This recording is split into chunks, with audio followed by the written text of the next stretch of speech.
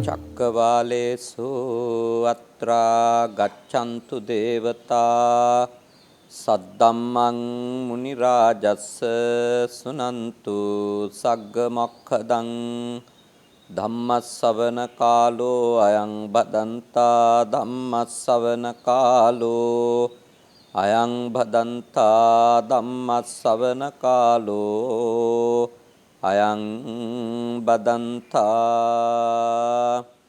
නමෝ තස්ස භගවතෝ අරහතෝ සම්මා සම්බුද්දස්ස නමෝ තස්ස භගවතෝ අරහතෝ සම්මා සම්බුද්දස්ස නමෝ තස්ස භගවතෝ අරහතෝ සම්මා සම්බුද්දස්ස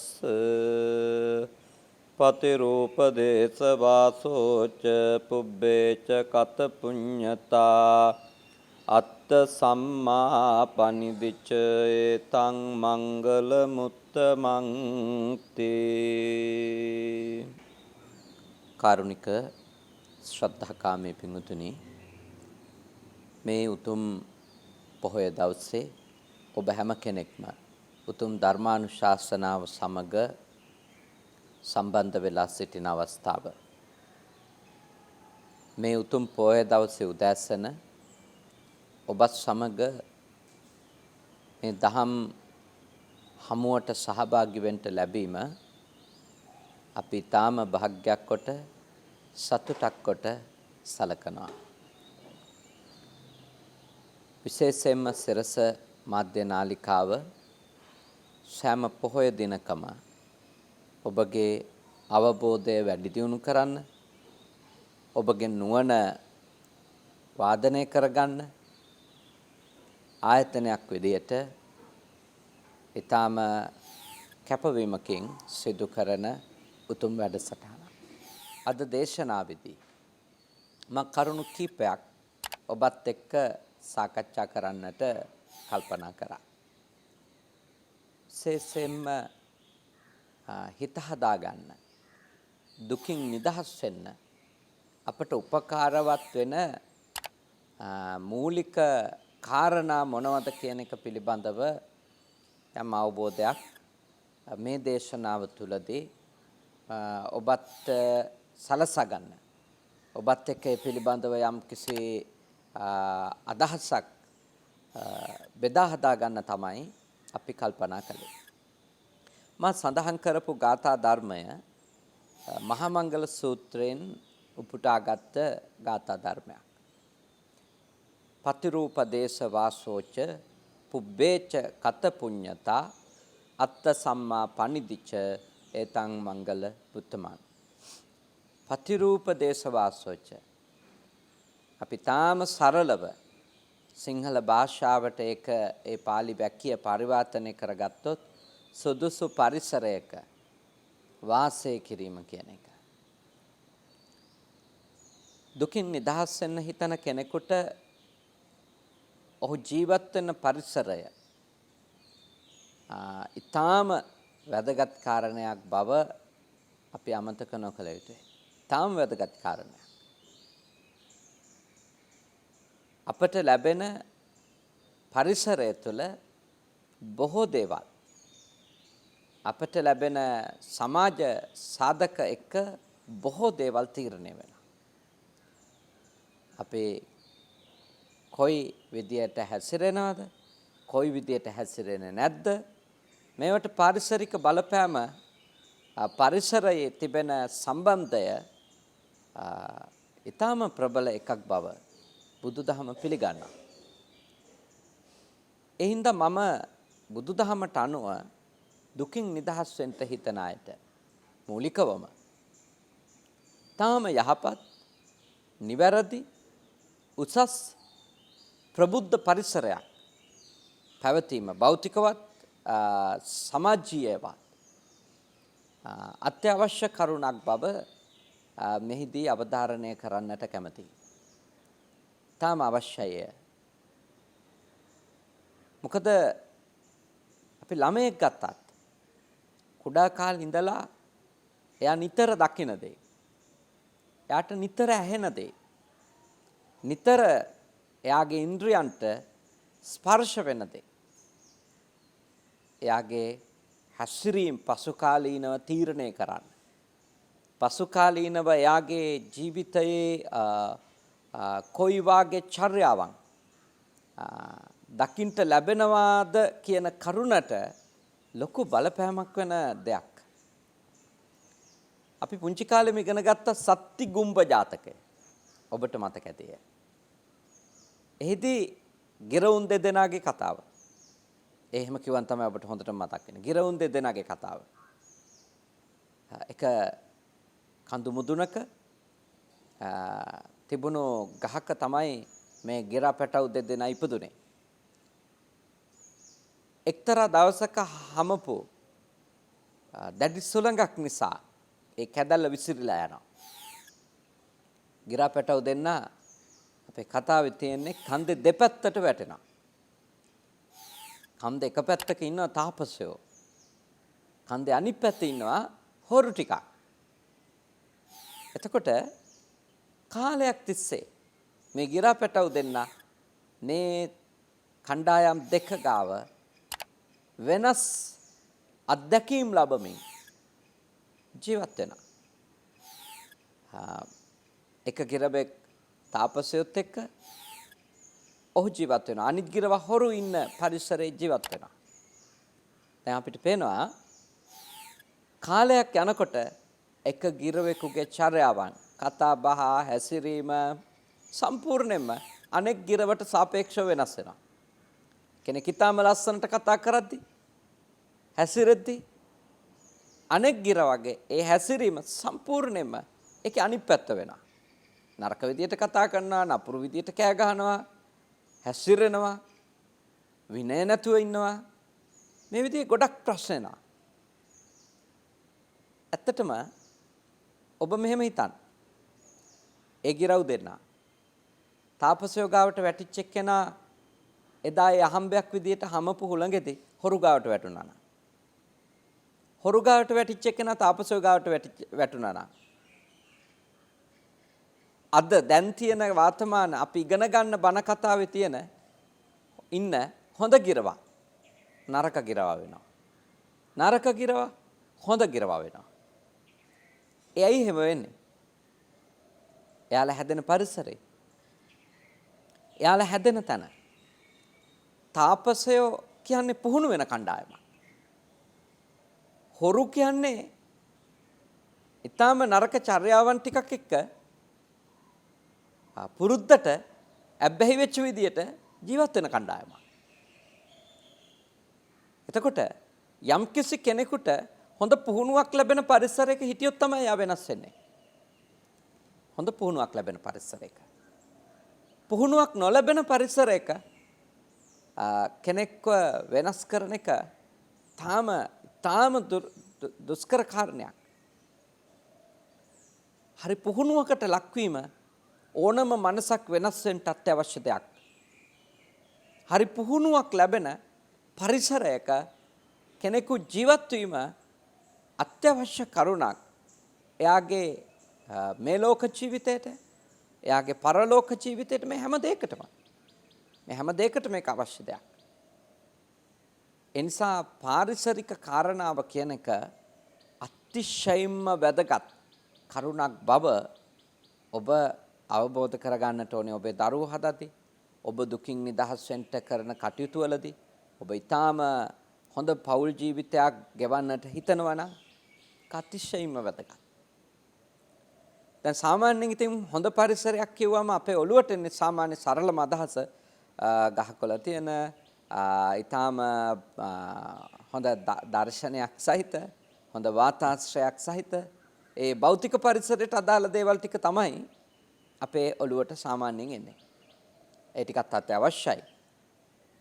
දැන් බුදුහාමුදුරුව අපිට දේශනා කරපු විදිහට අපිට හොඳ චිත්ත ඒකාග්‍රතාවයක් ලබා ගන්න, අපිට හොඳ සමාධිමත් හිතක් ඇති කරගන්න අපිට එවැනි වනපියසකින් ලැබෙන, එවැනි ශූන්‍යාගාරයකින් ලැබෙන උපකාරයේ සුළුපටු නැහැ. ඒ හින්දා තථාගතයන් වහන්සේ දේශනා කරා අරඤ්‍යගතෝවා, රුක්ඛමූලගතෝවා, ශුඤ්ඤාගාරගතෝවා. කෙනෙකුට හිත ඒකාග්‍ර කරගන්න ආනාපාන වැනි ඒ උතුම් භාවනාවක නියැලෙන්නට කවුරු හරි කෙනෙක් කල්පනා කරනවා නම්, එවැනි පුහුණුවක් ලබා ගන්නට කෙනෙකු කල්පනා කරනවා නම්, එවැනි කෙනෙකුට වෘක්ෂ මූල හරි උපකාරයක්, ශූන්‍යාගාර හරි උපකාරයක්, සුන්දර වනපියස් හරිම උපකාරයක්. ඉතින් අපිට අපේ හිත හදාගන්න යන ගමනේදී මේ ගහකොළ රැකලා තිබීම, පරිසරය ආරක්ෂා කරලා තිබීම ඇත්තටම මහත් උපකාරවත් වෙන දෙයක්. දැන් කෙනෙක් කියන්න පුළුවන් මෙහෙම නෑ, හිත හදාගන්න කැලයක්ම ඕනේ නෑ. හිත හදාගන්න පුළුවන් ගෘහයක් ඇතුලේ. ඇත්ත. ඒක ඇත්ත. සාමාන්‍ය ශාලාවකුත් ශූන්‍යාගාරයක් වෙනවා. සමහර වෙලාවට කරදරයක් බාධකයක් නැති, බොහෝ දෙනෙක් ගැවසෙන්නේ නැති පුංචි කාමරයක් ශූන්‍යාගාරයක් වෙනවා. ඒක ඇත්ත. ඒක එතන ඔබේ හිත හදාගන්න උදව් කරගන්න පුළුවන්. සමහර විට මහා ජනකායක් මැදත් ඔබ ශූන්‍යාගාරයක ජීවත් වෙන විදියට නොඇලීමකින් නොගැටීමකින් යුක්තව ජීවත් වෙන්නත් පුළුවන්. ඒකත් ඊටාම දියුණු කරපු සිතක් තියෙන කෙනෙකුට කරන්න පුළුවන් දෙයක්. ඒත් මතක තියාගන්න.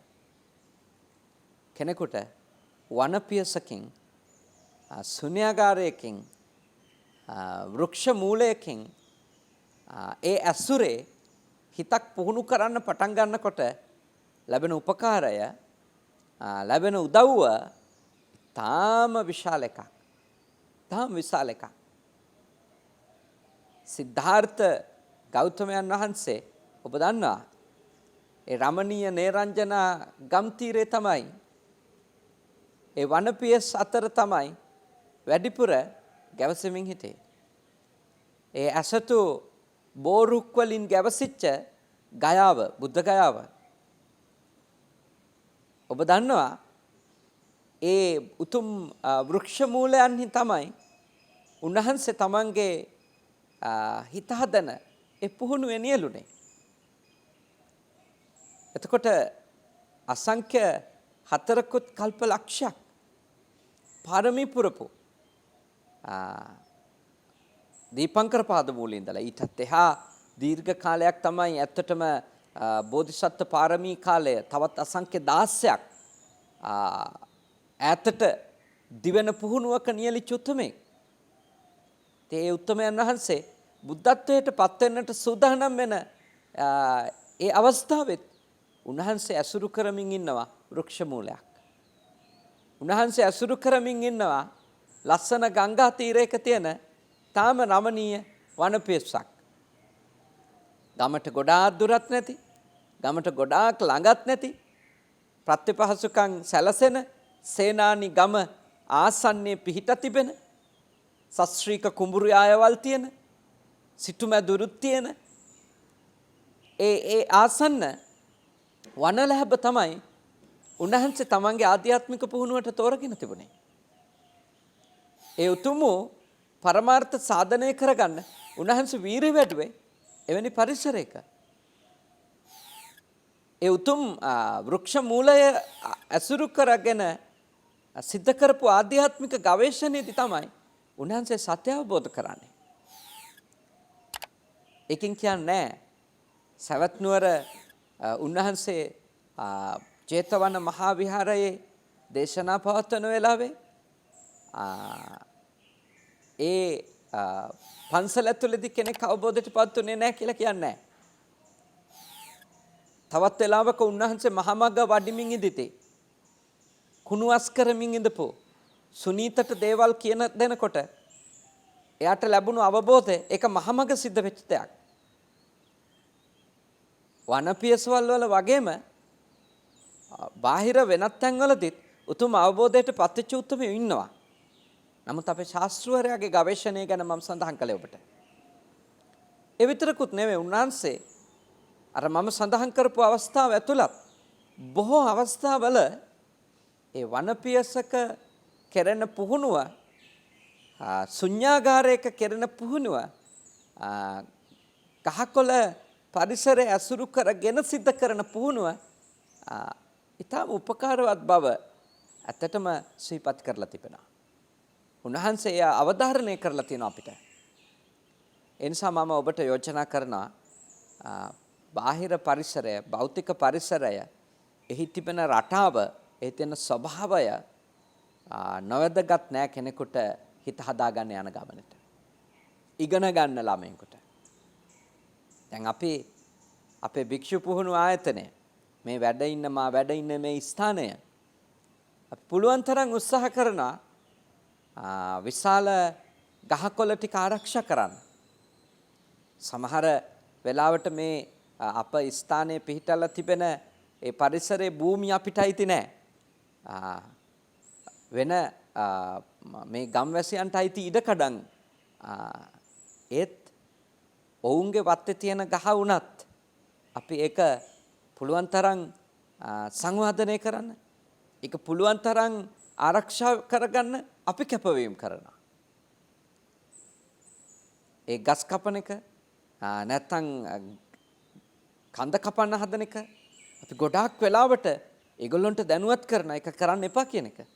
ඒක සිද්ධ වෙන විනාශය, ඒක සිද්ධ වෙන අයහපත අපි අවධාරණය කරනවා බොහෝ වෙලාවට.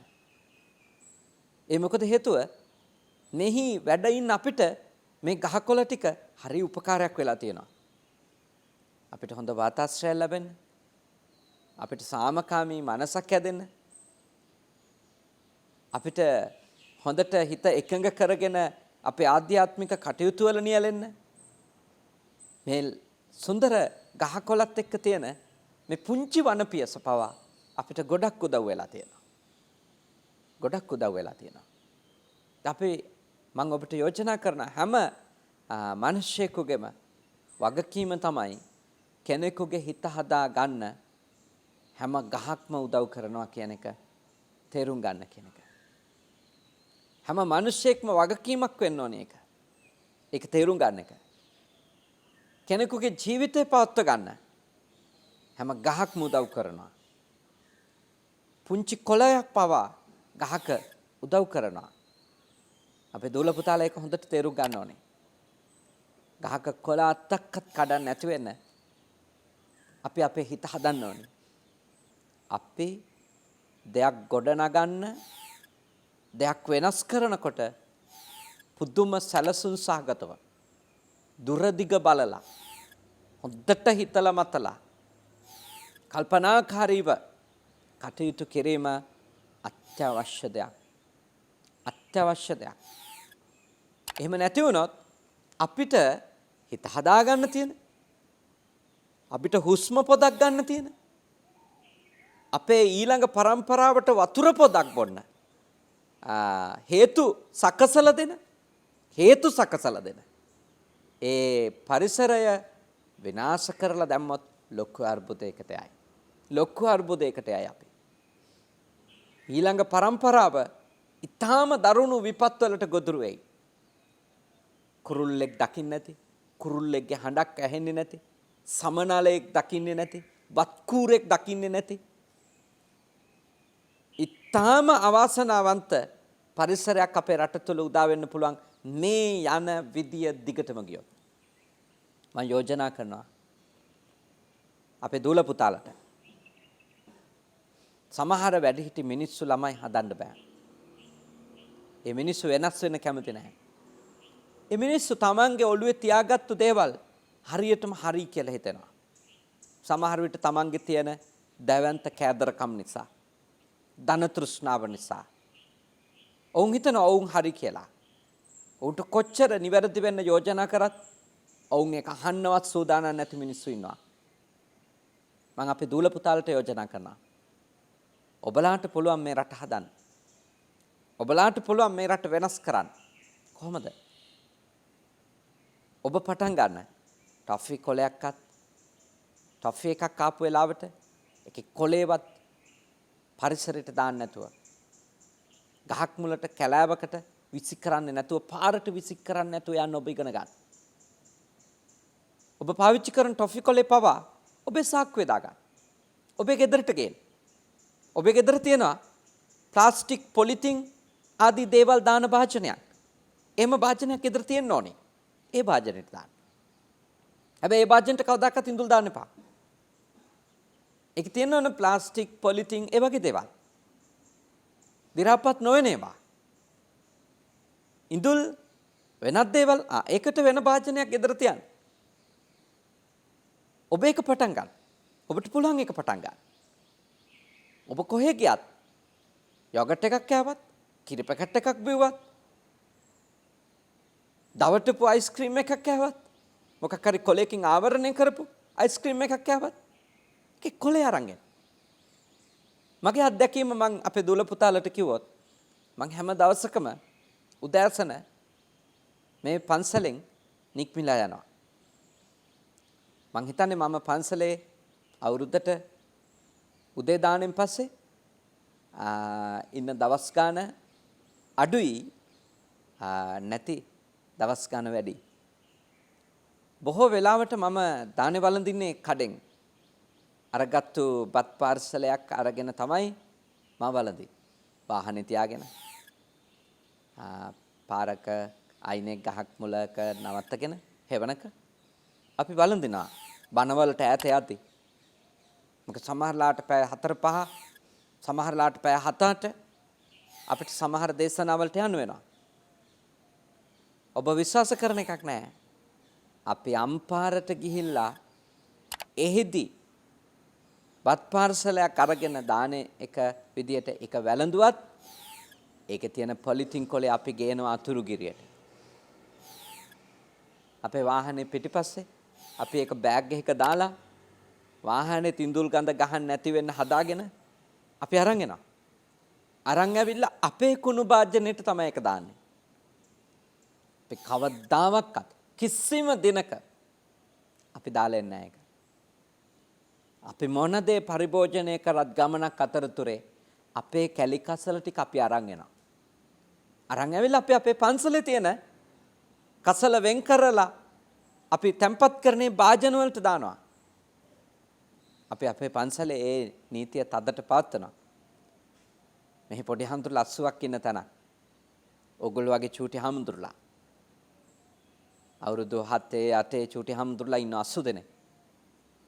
ඒගොල්ලන්ටත් මේක කියලා දෙන එක හරිම අමාරු වැඩක්. මොකද ඒගොල්ලන්ට අමතක වෙනවා. හැබැයි මම නම් ඒ වෙලාවට ටිකක් දඬුවම් දෙනවා. සමහර වෙලාවට ඉඳුල් දානවා පොලිතින් දාන එකට. මම කුණු ගෙනියන අයට කියලා තියෙන ගෙනියන්න එපා ඒ කුණු. ඒව තියලා යන්න මෙහෙ. ඊට පස්සේ මම මොකද කරවන්නේ? ඒ කුණු භාජන කොම හලලා 80 දෙනාටම තෝරන්න සලස්සනවා. අතින් තෝරන්න ඕනි. එහෙම නැතුව හැදෙන්නේ නැහැ අපේ ජාතිය. අපේ ජාතියට අමතක වෙනවා. අනිත් මිනිහා දුක් විඳිනවා ඔහොම තෝරන්න ගියන් කියලා. කුණු ගෙනියන්න එන මාම කෙනෙක්, කුණු ගෙනියන්න එන නැන්ද කෙනෙක්. පව්වේ මිනිස්සු. ඒ මිනිසුන්ගේ මූණු පුරා දුක, වේදනාව, අසහනේ පිරීලා තියෙනවා මූණු බැලුවම. මට කුණු ගෙනියන්න ආවන් සඳුදට මේ මිනිස්සු පේනවා. සමහර දවස්වලට අඟහරුවාදා වගේ දවස්වලට මේ මිනිස්සු එන්නේ. ඒ මිනිස්සු ඒ දුර්ගන්ධය උහුලගෙන කොච්චර දුකක් විඳිනවද? අපිට ගඳ නැතුව ඉන්න පරිසරයක් හදලා දෙන්න. ඒ මිනිස්සු ඒ ගඳ උහුලන එකට අපිට ගඳක් ගහන්න නැතුව ඉන්න පරිසරයක් හදලා දෙන්න. එතකොට මම අපේ පොඩි හඳුරලට කියලා දෙන දේ තමයි ඒ මිනිස්සුන්ට ලොකු දුකක් විඳින්න වෙනවා. අපි පොලිතිනුයි ඉඳුලුයි කලවම් කරොත් ඒක තෝරලා දෙන්න ඕනි. නැත්තම් දැන් බාරගන්නේ නැහැ. ඒක හරි බාරගෙන රජයටත් උත්තරයක් නැහැ. අද මීතොට මුල ලොකු කුණු කඳු, බ්ලූ මෑන්ඩර් ලොකු කුණු කඳු මිනිස් ජීවිත නැති කරා. ගොඩක් අයට ඒක අමතකයි දැන්. මිනිස් ජීවිත නැති කරා. ඉතින් එවැනි කුණු කඳු අපිට හදන්න වෙන්නේ මොකක් වුණොත්? අපි හරියට කුණු ටික තෝරලා දුන්නේ නැතොත්. අපි හරියට අපේ කැලිකසල ටික හරියට පරිසරයට මුදා හරින පිළිවෙලට අපි විනයක් ඇතුව ආවේ නැතොත් මේක අපේ දූල පුතාලා පටන් ගන්න ඕනේ. හැම දුවෙක්ම ඒක කරන්න ඕනේ. හැම පුතෙක්ම පටන් ගන්න ඕනේ. කැලිකසල වෙන් කරලා දාන්න. එහෙම නැති වුණොත් අපි ලොකු අනතුරකට යනවා. මොකද දවසකට එකතු වෙන කැලිකස් වල ටන් ප්‍රමාණය ඒව මුදාහරින්න තැන් නැහැ. ඒව මුදාහරින්න තැන් නැතුව හැමදාම රණ්ඩු තියනවා. රණ්ඩු වලට උත්තර නැති වුණා නගරවල කුණු කඳු ගොඩ ගැහෙනවා. අපි සමහර වෙලාවට අපි නාමශීලී වෙන්න ඕනේ. මට පේනවා මෙහෙම කියනවා මිනිස්සු. කොළඹ කුණු අපිට එපා. ඒකට කොළඹට කුණු ගෙනත් දාන්නේ කවුද? කොළඹ මිනිස්සු විතරද? කොළඹට දිනපතා එන ලක්ෂ ගණක් මිනිස්සු ටොෆි කොලයක්වත් දාන්න නැතුව යන මිනිස්සුද? ඒ වගේ ආත්මාර්ථකාමී කතා කියන මිනිස්සු වෙන්න එපා. කොළඹ කුණු අපිට එපා කියන්න එපා. කොළඹ මිනිස්සුන්ගේ කුණු නෙවෙයි කොළඹ මිනිස්සුන්ට දුක විදියට විඳින්න වෙලා තියෙන ඔය බ්ලූ මැන්ඩල් වල තියෙන කොළඹ මිනිස්සුන්ගේ කුණු විතරද? එතකොට හැමදාම කොළඹට බත් බැඳගෙන ආපු මිනිස්සු බත් බැඳන් ආපු කොලේ අරන් ගියාද? ඒ මිනිස්සු ගෙනත් වෙනත් අපද්‍රව්‍ය ගෙනත් දාපුවා. ඒව නෙවෙයිද එකතුනේ.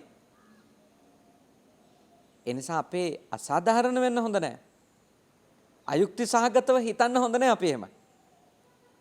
අපි කාගෙත් දේවල් මේ තැන්වල තියෙන්නේ. මේවා කොහේ හරි කලමනාකරණය වෙන්න ඕනි. මේවා කොහේ හරි ප්‍රතිචක්‍රීකරණය වෙන්න ඕනි. ඒක තමයි ඇත්ත. ඒවට පොලිටිකලි බලන්න එපා. දේශපාලනිකව බලන්න එපා. එවැනි ඇහැකින් ඒව බලන්න එපා. පක්ෂ විදියට බලන්න එපා. ඒව ප්‍රශ්න. ඒ ප්‍රශ්නවලට මහ පරිමාණ උත්තර හොයන ගමන් අපේ ගෙදරත් උත්තරයක් තියෙන්න ඕනේ. ජපානයේ, ඇමරිකාව, කැනඩා මේ හැම රටකම ඒගොල්ලෝ කැලිකස්වල ප්‍රශ්නේ විසඳගන්නේ කොහොමද? හැම ගෙදරකම කැලිකස්වල තෝරලා බාර දෙනවා. වෙන් කරලා බාර දෙනවා. බාර ගන්නවත් නැහැ නැත්තම්. තියලා යනවා මේ මිනිස්සු. අපේ රටටත් එහෙම නීති ඕන. අපේ රටේ මිනිස්සුන්ට පුරුද්දට ජීවත් වෙන්න දෙන්න හොඳ නැහැ. අපේ රටේ මිනිස්සු හැදෙන්නේ නැහැ.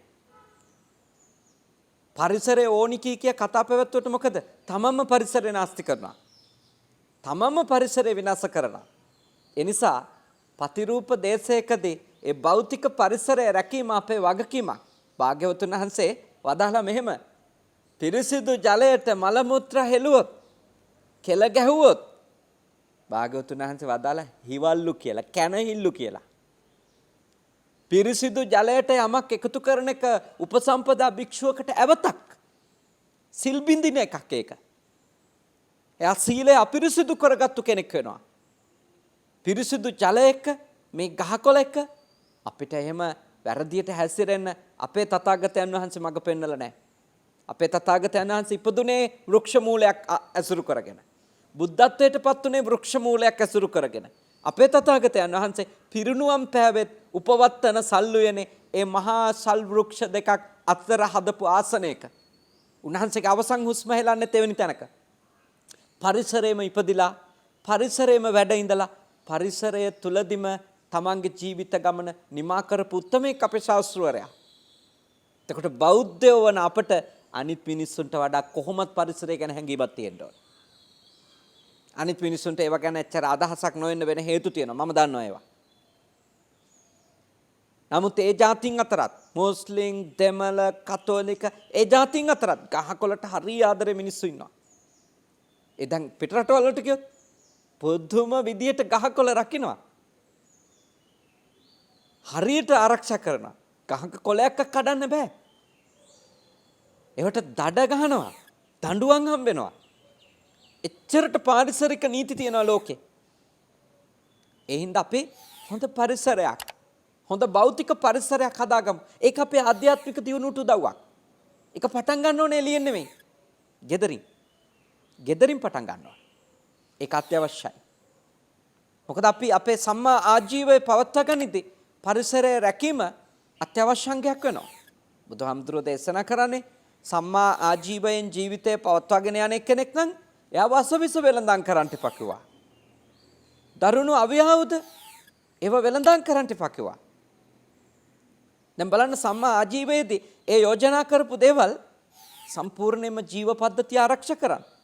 ශාක පද්ධතිය ආරක්ෂා කරන්න. මිනිස්සු ආරක්ෂා කරන්න. කොච්චර උතුම් යෝජනා දේවා. ඒ වෙලඳහම් ප්‍රතික්ෂේප කිරීම වසවිස අවියාවුද ඒව නිසා කොච්චරනම් ජීව පද්ධතියට හානි වෙලා තියෙනවද? මොන තරම්නම් ශාක පද්ධතිය වෙනස් වෙලා තියෙනවද? විනාශ වෙලා තියෙනවද?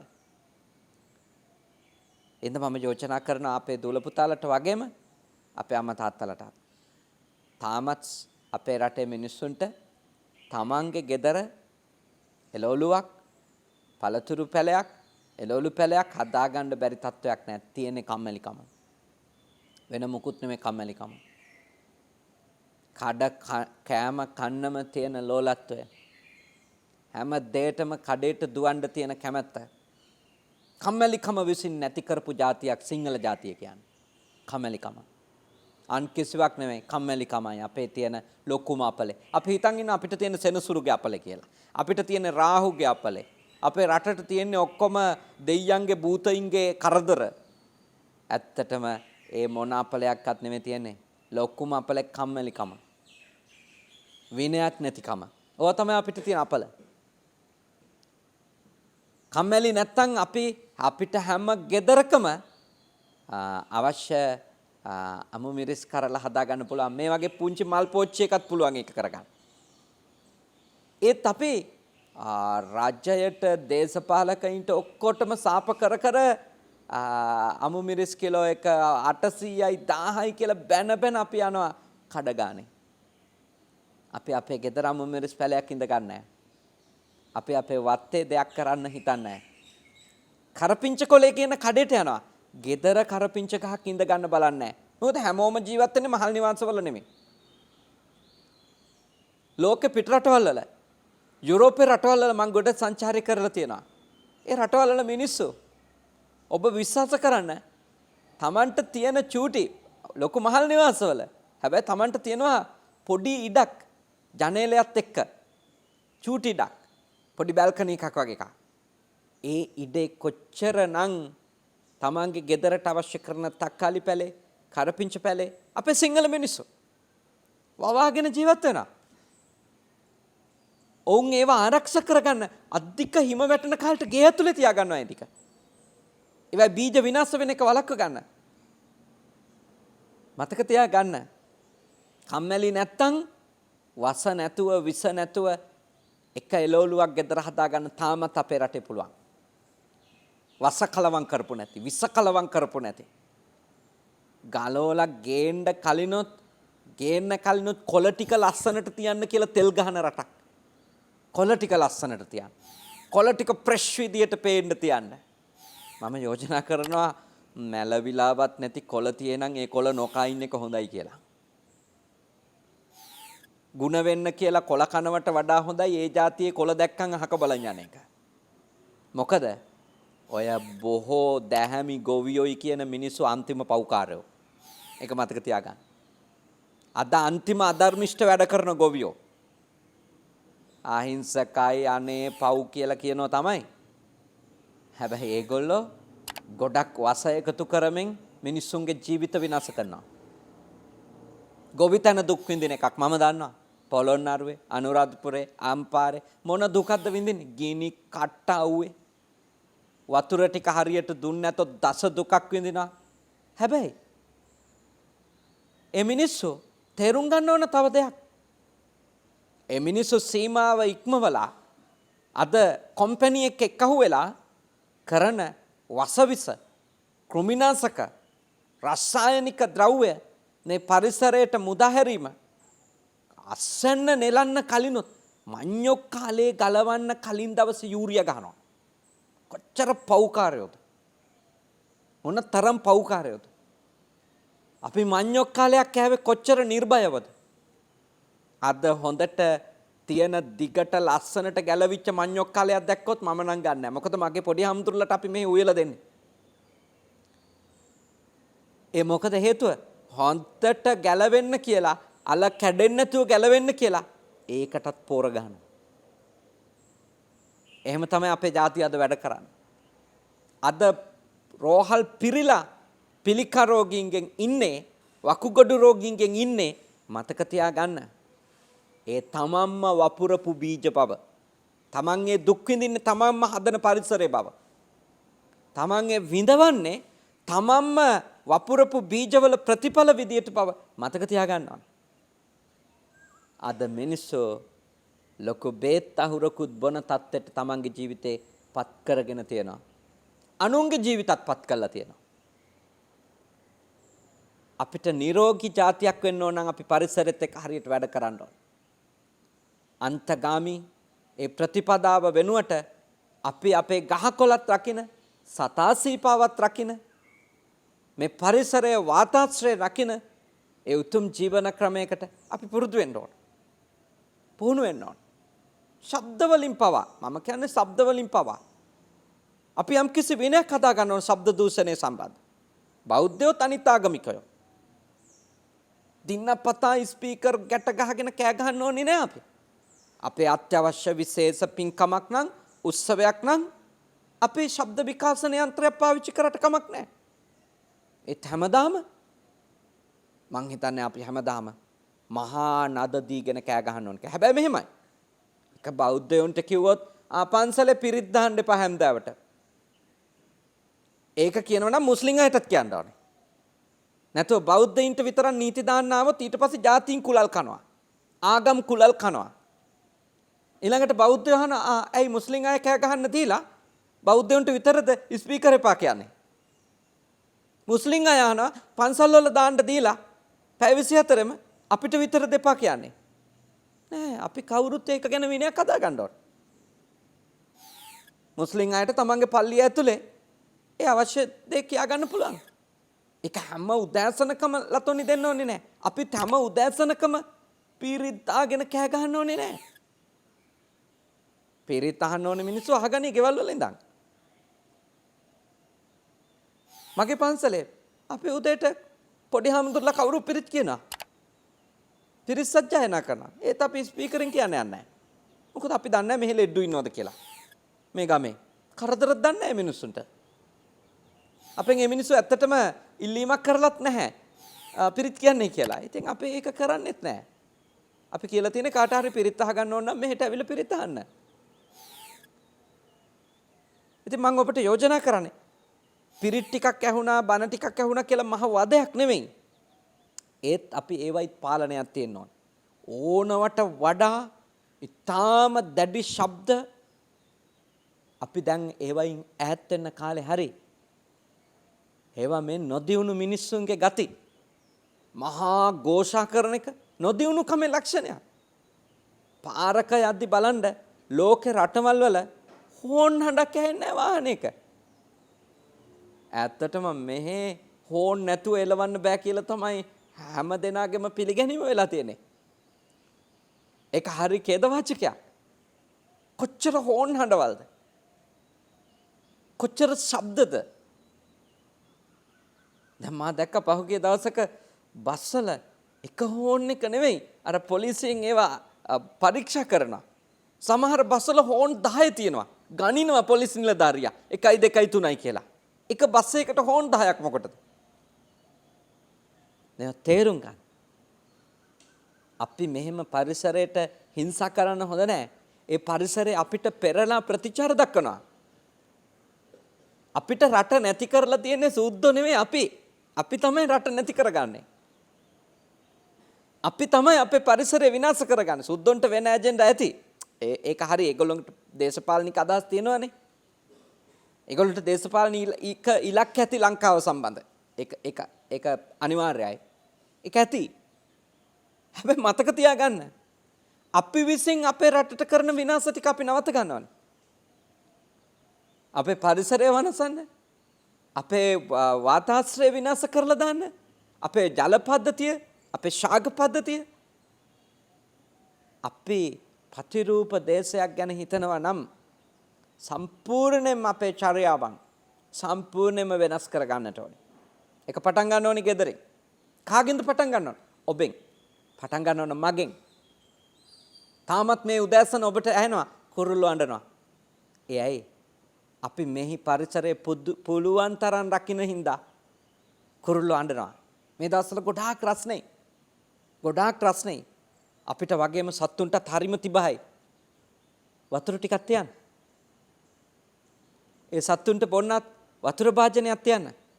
මම බලන් ඉන්නා සමහර වෙලාවට මගේ පන්සලට එන ඒ පක්ෂියෝ සමහර වෙලාවට ඒ තියලා තියෙන පුංචි භාජන වලින් කොච්චර සතුටින් වතුර බීලා ඒකේ දඟලනවද කියලා. ඔවුන්ට දැනෙනවා තිබහ. ඔවුන්ට දැනෙනවා පිපාසාව. මම ඔබට සිහි කරනවා ඔබ ගැන විතරක් හිතන්න එපා. සත්තු ගැනත් හිතන්න. ඔබට නම් කෑ ගහලා ඉල්ලන්න පුළුවන්. ඔබට පුළුවන් අඬන්න. මට මේක ඕනි කියලා. ඒත් අපි සතෙක් අඬනකොට දන්නේ නැහැ. එයා අඬන්නේ සතුටින්ද දුකින්ද ඒක හරි සංකීර්ණයි හොයාගන්න එක. එයාට කියන්න බෑ අපිට ඇවිල්ලා. මට මේක ඕනි කියලා. මිනිසුන්ට බුද්ධිය උගත්කම තියෙන නිසා මිනිසුන්ට සමහර ලාවට පුළුවන් පොළව සිදුරු කරලා අඩි 100ක් විතර යට තියෙන වතුර ටික ගන්න. ඒ සත්තුන්ට එක කරන්න බෑ. බල්ලෙක් පූසෙක් අලියෙක් කොටියෙක් කොහොමද එක කරන්නේ? ඒ හින්දා අපි පුළුවන් තරම් මේ මතු පිට තියෙන වතුර ටික විනාශ නොකර තියන්නත් ඕනේ. ඒක ගෙනල්ලා දෙන මූලාශ්‍ර ටික විනාශ නොකර තියන්නත් ඕනේ. වනාන්තරයට ආදරය කරන්න. රමණීයානි අරඤ්ඤානි යත්තන රමති ජනෝ වීත රාගා රමෙසන්ති නතේ කාම ගහවේසිනෝ. තථාගතයන් වහන්සේ වදාලා මහා ලස්සන සුන්දර වනපියසවල් සාමාන්‍ය මිනිස්සුන්ට එච්චර ප්‍රිය වෙන්නේ නැති වුණත් නික්ලේශී උත්තමයන්ට වනපියස තරම් උතුම් තැනක් නැහැ. කාමයේ සොයන්නේ නැති අයට ආධ්‍යාත්මික සංහිඳියාව ආධ්‍යාත්මික සැනසෙල්ල හොයන මිනිස්සුන්ට උත්තමයින්ට වනම්තරේ හරිම අපූර්ව තැනක්. හරිම අපූර්ව තැනක්. ගහක් කොළක් දකින්න එක මහ සැනසෙල්ලක්. ඒ කොළ පාට පේන එක හරිම අපූර්ව සුවයක්. ඒකින්ද මම ඔබට යෝජනා කරනවා මේ උතුම් පොය දවසේ ප්‍රතිරූප දේශයක් අපි ආධ්‍යාත්මිකවත් අධ්‍යාපනිකවත් සමාජීයවත් ගොඩනංවන්න ඕනි. හැබැයි අතරතුරේ මම ඔබට යෝජනා කරනවා මේ ගහකොළ සම්බන්ධ ඒ වගේම මේ සතාසීපාව සම්බන්ධ ඒ පාරිසරික තත්ත්වයන් ගැනත් ඔබ සංවේදී වෙන්න. එක වෙලාවක හාමුදුරු කෙනෙක් අපවත් වෙනවා සර්පෙක් ගහලා. කන්ද පරිත්තේ ඔබ නිතර අහනවා රේඩියෝ වල මං අහන් ඉන්න එකත් විකාශනය වෙනවා. කන්ද පරිත්තේ. ඒ කන්ද පිරිතේදී එක හාමුදුරු කෙනෙක් අපවත් වෙනවා සර්පෙක් ගහලා. භාග්‍යවතුන් වහන්සේ මොකද දේශනා කරන්නේ? එයා එහෙම මැරෙන්නේ අන් කිසිවක් නිසා නෙවෙයි. එයා ඒ සතර අහිරාජ කුලයන්ට එයා මෛත්‍රී කරේ නැහැ. විරූපක්කං අහිරාජ කුලං චබ්බ්‍යපුත්තං අහිරාජ කුලං ඒරාපතං අහිරාජ කුලං කන්හා ගෝතමකං අහිරාජ කුලං මේ කියපු සතර සර්ප රාජ කුලයන්ට මෛත්‍රී කළා නම් ඒ හාමුදුරුවන්ට ඒ සර්පයා දෂ්ට කරන්නේ නැහැ කියලා බුදුහාමුදුරු දේශනා කරනවා. ඒ කියන්නේ මොකද්ද? අපි සත්තු එක්ක රණ්ඩු වෙන්න ගියොත් තමයි සත්තු අපිත් එක්ක රණ්ඩු වෙන්නේ. අපි සත්තු එක්ක මිත්‍රශීලී නම්, කරුණික නම්, මෛත්‍රී සාගත නම් ඒ සත්තු අපිට කරදර කරන අඩුයි. එහෙම නැති වෙලාවක කරදර කරොත් ඇත්තටම වැරදීමකින්. හෝ එයාගේ ගොදුරක් කියලා හිතලා. ඒක යාගේ අනවබෝධය. එහෙනම් හොඳට තේරුම් ගන්න. හොඳට අවබෝධ කරගන්න. පැවැත්ම ඕනේ නම් විනාශය ඕනි නැත්තම් බුදුහාමුදුරුවෝ දේශනා කරේ මොකද්ද? පරිසරයට එහි ජීවත් වෙන සත්ව පද්ධතියට ජීව පද්ධතියට මෙත් වඩන්න. මාමං අපාදකෝ හිංසි මාමං හිංසි දිපාදකෝ මාමං චතුප්පදෝ හිංසි මාමං හිංසි බහුපදෝ සබ්බේ සත්තා සබ්බේ පානා. තාම හොඳට තථාගතයන් වහන්සේ ඒ විශ්වයටම මෛත්‍රී දියුණු කරගෙන මේ පරිසරයත් එක්ක පවත්වාගත යුතු ඒ මිත්‍රශීලී ප්‍රතිපත්තිය කොච්චර හොඳට අවධාරණය කළ තියෙද? කොච්චර අපූර්ව විදියට අපිට අවධාරණය කරලා තියෙනවද? කරණීයමෙත සූත්‍රය ඔබ නිතර සජ්ජායනා කරනවා. ඒ සූත්‍රය පුරා අපිට අවධාරණය කරලා තියෙන්නේ මෙත්තා ගැඹුරු මිත්‍රත්වය. දිඨාවා යේව අද්දිඨා ඇහැට පේන ඇහැට නොපෙනෙන යේච දූරේ වසන්ති අවි දූරේ දුර ඉන්න ළඟ ඉන්න. බලන්න මෙත් වඩන්න මූණ හුරු අයට විතරක් නෙමෙයි. දන්න කියන අයට විතරක් නෙමෙයි. නොදන්න ඇහැට දැක්කේ නැති අන්තිමටම කියනවා අනුකතූලා. අනුක පොඩි ශුද්‍ර ජීවීන්. ඒක ජීවි සත්වයෝ. ශුද්‍ර ජීවීන්ට පවා මෛත්‍රී කරන්න ඕනි. ඇහැට නොපෙනෙන අන්වීක්ෂ වලින් බැලුවම පේන මට්ටමේ ඒ සත්වයොත් නොනැසේවා කියන හිතිනුයි අපි වැඩ කරන්න ඕනේ. එහෙම ජීවන ක්‍රමයක් අපිට තිබුණේ නැද්ද? ඒක ඊටාම වැදගත් ප්‍රශ්නයක්. මෙතන මේ දේශනාව අහන වැඩිහිටියන්ට මතක ඇති. ඔබේ ගෙදර ගෑස් ලිපෙන් උයපු නැති කාලයක් තිබුණා. ඔබේ ගෙදර ඔබ ගමේදී ඔබේ අත්තම්මා ඔබ දැක්කා කොළපු ටික මටලු කෑලි ටික ලිපට දාලා ඔබට කොස්සට්ටියක් තඹනවා. බත් ටිකක් උයනවා. ව්‍යංජනයක් හදනවා ඔබ වෙනුවෙන්. ඔබ දැක්කද කවදාකවත් ඔබේ අත්තම්මා ඔබේ අම්මා මටලු කෑල්ලක් ගසලා ඒකේ ඉන්න කෘමීන් ටික කොඩයෝ පුංචි කූඹි ඒ සත්තු ටික බිමට හලන්නේ නැතුව උන් එක්කම ලිපට දානවා දැක්කද? කවදාකවත් අත්තම්මෙක් එක කළේ නැහැ. ඔවුන් අවුවේ දාලා තියුවා ඒ ටික වේලෙන්න වගේම ඉන්න සත්තු ටික යන්න ඕනි කියලා. ලිපට දාන්න කලින් ආයෙත් ගැස්සුවා. ඒ ටික ගසලා තමයි ලිපට දැම්මේ. එච්චරට අපි සතා සීපාව ගැන ජීව පද්ධතිය පැවැත්ම ගැන පුංචි සතා ගැන අපි සැලකිලිමත් වුණා. කවදාකවත් උණු වතුර ටිකක් මිදුලට විසික් කරන්න තේ ටික උණු උණුවෙන් මිදුලට විසික් කරන්න අපිට තුන්නේ නැහැ. අල ටිකක් තැඹුවට කඩල ටිකක් තැඹුවට කවදාවත් අපේ අම්මලා තාත්තලා පැරණි අය මා දැකලා නැහැ. ඒකේ වතුර ටික කානුවට හෝ වෙන තැනකට පොළවට හලනවා උණු උණුවෙන්. ඒවා ඔහේ ටිකක් නිමෙන්න අරිනවා. එහෙම නැත්නම් ඇල් වතුර ටිකක් එක්ක කලවම් කරනවා. කලවම් කරලා තමයි සිංක් එකට දාන්නේ. කානුවට හලන්නේ.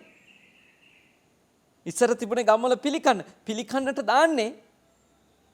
එහෙම උණු වතුර ටික එහෙම විසික් කරන්නේ නැහැ. ඇයි?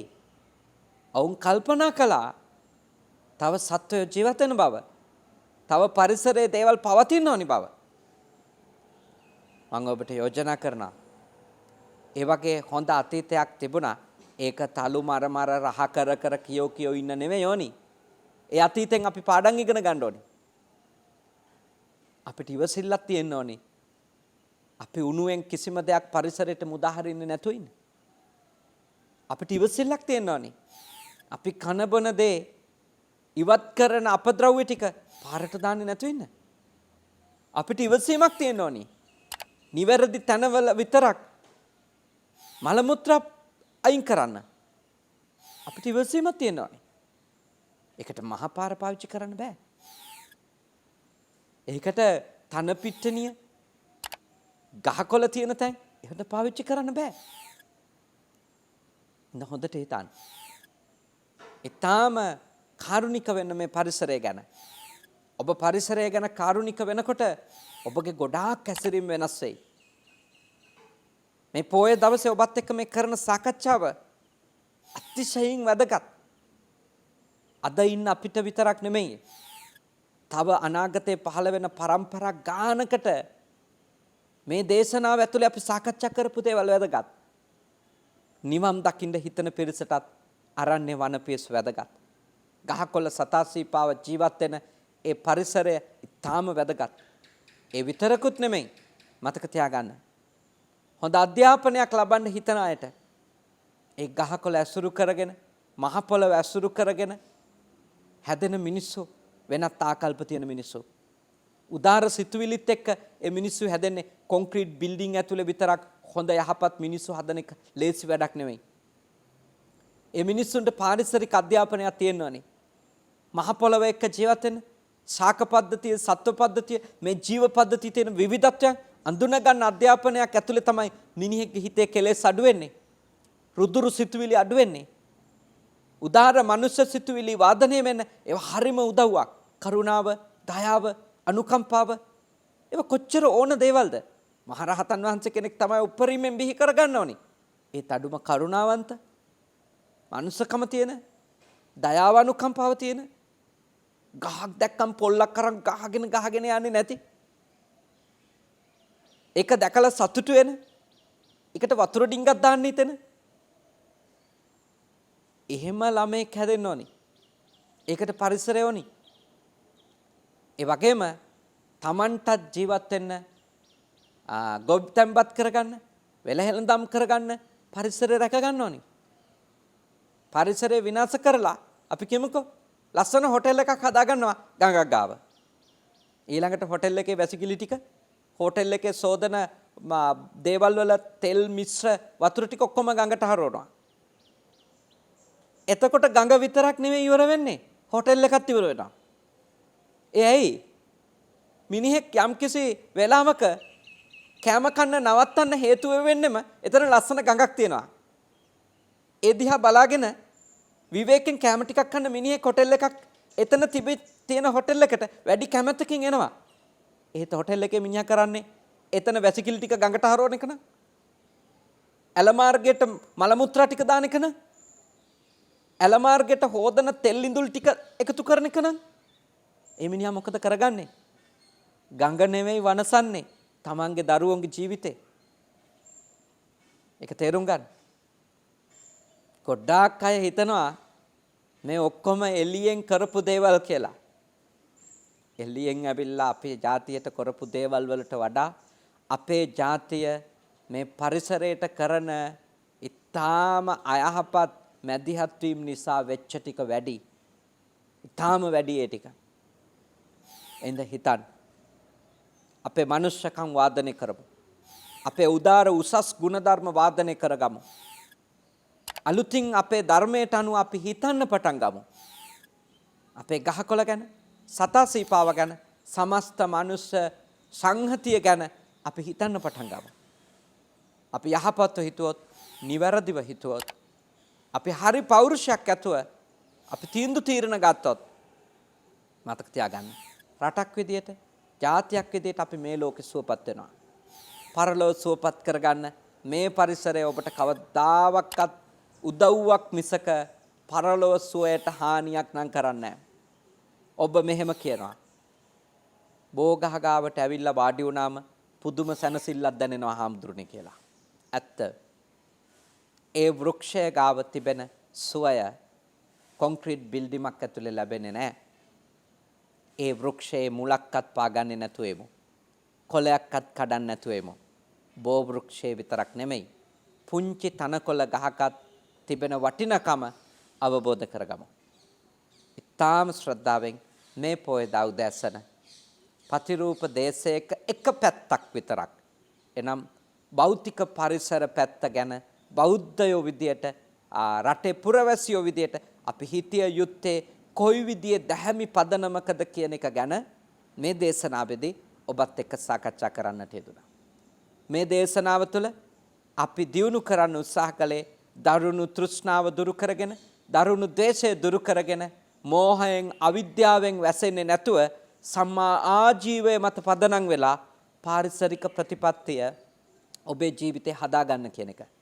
ඒ උතුම් වූ දහම් දෙසුම ශ්‍රවණය කිරීමෙන් වැඩුණු කුසල්සිත, වැඩුණු නුවණ ඔබට දුකින් නිදහස් වීම පිණිසම වේවා.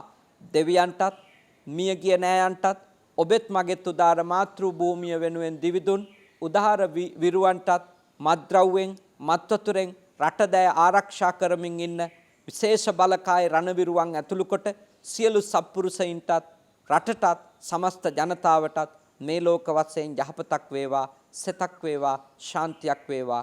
උතුම් අමා මහ නිර්වාණ ධර්මයම අවබෝධ කරගන්නට මේ උතුම් පින්කමද පාරමිතාවක්ම වේවා. සාදු සාදු සාදු. ආකාසට්ඨා ච බුම්මට්ඨා දේවා නාග මහිත්‍තිකා පුඤ්ඤන්තං අනුමෝදිත්වා චිරන් රක්ඛන්තු ශාසනං. ආකාසට්ඨා ච බුම්මට්ඨා දේවා නාග මහිත්‍තිකා පුඤ්ඤන්තං අනුමෝදිත්වා චිරන් රක්ඛන්තු දේශනං. ආකාසට්ඨා ච බුම්මට්ඨා දේවා නාග මහිත්‍තිකා පුඤ්ඤන්තං අනුමෝදිත්වා චිරං රක්ඛන්තු මම් පරන්ති තී. හැම දිනාටම තුනුරුවන්ගේ අනන්ත ගුණ බලයෙන් සියලු යහපත උදා වේවා.